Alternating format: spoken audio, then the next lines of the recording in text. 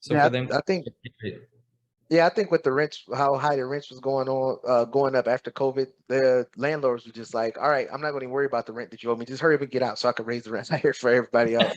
yeah, And yeah, and right, in a lot of cases, that happened.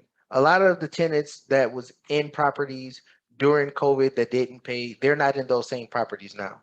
And right, the landlord, they can go, put it on their credit report or something like that, and it'll affect the tenant later. But the probability of that landlord getting those funds back from that tenant is little to right, nil, because when the tenant had extra money, they didn't pay, and then now that the tenant is back to just normal, regular job and things like that, and don't have extra enhanced income. Because let's be honest, most of these people, the unemployment checks and things like that, with that $600 enhancement on top of the unemployment per week, that was more than a lot of people was getting paid at their jobs.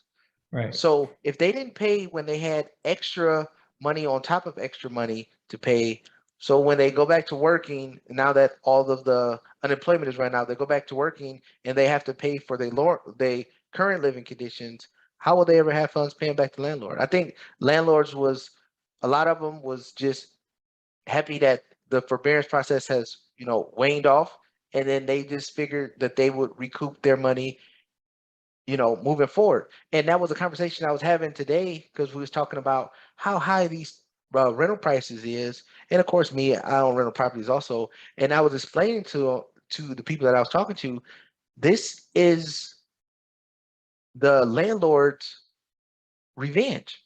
This is the landlord's revenge. So they had a year and a half, no rent, and then the rents was very low compared to historical. And I'm talking about Florida.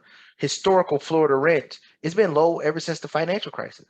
So when they saw the opportunity to jack the rents up, everybody's moving their rents up to market rates so they can recoup all the money that they lost before, especially given how much rent they lost in COVID and forbearances and things like that. This is kind of like the landlord's big revenge. And I don't agree with it. I don't agree with it on a couple points. I'm all about making a dollar. I'm all about making a dollar, but I understand the economics of it also. So if in my neighborhood here, or let's just not use my neighborhood, let's use the neighboring neighborhood.